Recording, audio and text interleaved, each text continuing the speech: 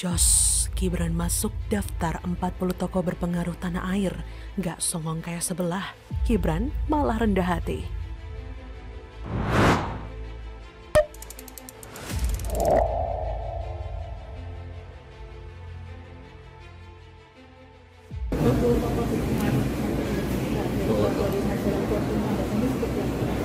IGN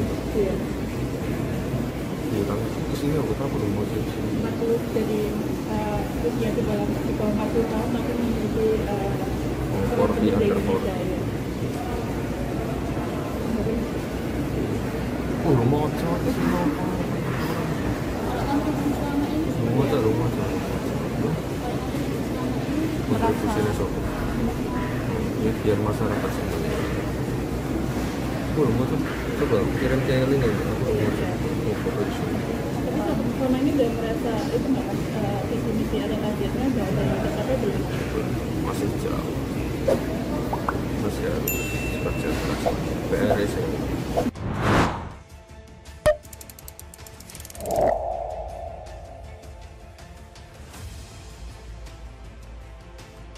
Lebih susah mana mas? Pengusaha atau politisi? Pengusaha. Lebih mudah jadi pengusaha? Tapi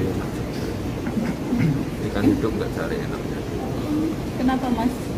Kenapa lebih susah jadi politisi daripada pengusaha? Lebih susah jadi pengusaha. Lebih susah jadi pengusaha? Oh, lebih susah pengusaha. Yes. Majalah Fortune Indonesia baru saja merilis daftar 40 tokoh berpengaruh di tanah air. Salah satu yang ada di dalamnya adalah Wali Kota Solo Gibran Raka Buming Raka. Saat ditanya oleh awak media soal daftar yang memuat namanya itu, Gibran mengaku belum mengetahuinya dan justru merasa heran karena dia belum membaca isinya apa. Saat ditanya oleh awak media soal daftar yang memuat namanya itu, Gibran mengaku belum mengetahuinya dan justru merasa heran karena dia belum membaca isinya apa. Lebih lanjut, Gibran sendiri menilai pencapaiannya dalam memimpin Kota Bengawan selama ini masih belum sesuai dengan apa yang diharapkannya. Masih jauh, kata dia, masih harus kerja keras lagi dan menurutnya PR yang harus dikerjakan masih banyak. Tapi menurut Gibran, pekerjaan antara menjadi pengusaha dan pejabat publik itu sama susahnya dengan tingkatannya yang masing-masing. Bedanya, sebagai pejabat publik, Gibran mesti lebih mampu untuk membuat kebijakan merakyat yang dapat membantu banyak orang. Kata Gibran, podo susai, podo mumete, intine dinikmati wae. Atau kalau di bahasa Indonesia kan, sama susahnya, sama pusingnya, intinya dinikmati saja.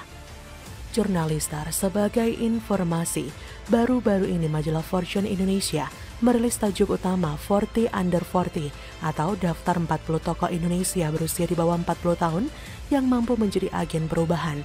Ke-40 tokoh dalam daftar tersebut berasal dari berbagai latar belakang. Ada yang pebisnis, eksekutif, seniman, olahragawan, penggerak ekonomi, hingga insan pemerintahan.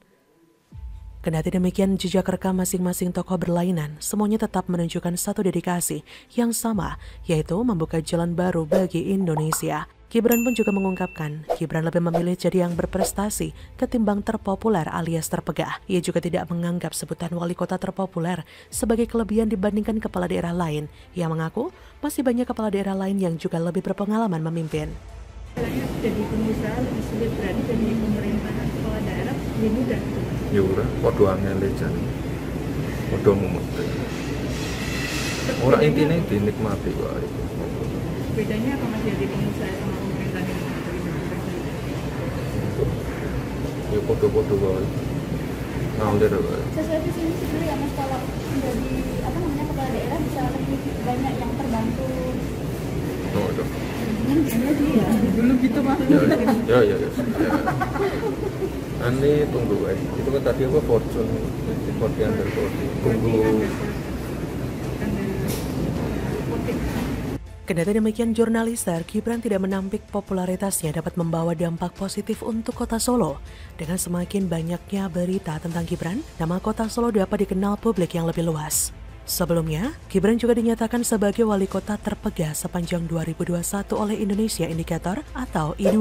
Menggunakan kecerdasan buatan atau AI, perusahaan intelijen media itu mencatat Gibran diberitakan sebanyak 28,7 juta kali di 6.470 media siber di tanah air. Popularitas Gibran tinggi karena sering dikaitkan dengan sang ayah, Presiden Jokowi. Tapi, pemberitaan Gibran sendiri lebih didominasi kebijakan hingga aksi belusukannya dalam penanganan COVID. Gibran juga pernah menjadi sorotan media saat dinyatakan positif COVID hingga harus menjalankan tugas wali kota selama menjalani masa karantina di rumah dinasnya di Loji Gandrong.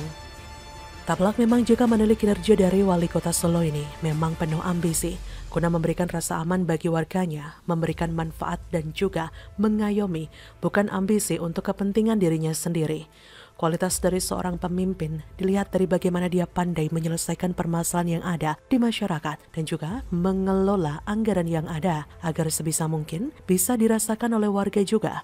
Pemimpin yang berkualitas itu diakui, bukan malah mengakui. Dari sini bukan tidak mungkin karir politik Gibran bisa seajaib karir politik ayahnya, yaitu Jokowi, wali kota Solo, gubernur DKI Jakarta, dan akhirnya menjadi Presiden Republik Indonesia, bahkan untuk 2 periode. Seorang Gibran yang hanya fokus dengan kinerjanya sebagai wali kota Solo, yang tidak mempedulikan hasil apapun, yang tidak peduli awak media memberitakan apapun tentang dia, justru mendapatkan elektabilitasnya. Namanya semakin dipuji dan disanjung, terkadang memang begitu. Apa yang kita kejar mati-matian seolah terus menjauh, tapi ketika kita sudah tidak menginginkannya lagi, dia datang dengan sendirinya. Sebelum mengakhiri artikel ini, bagaimana dengan Mas Aye? Sudah masuk daftar apa saja nih Mas? Bagaimana menurut Anda?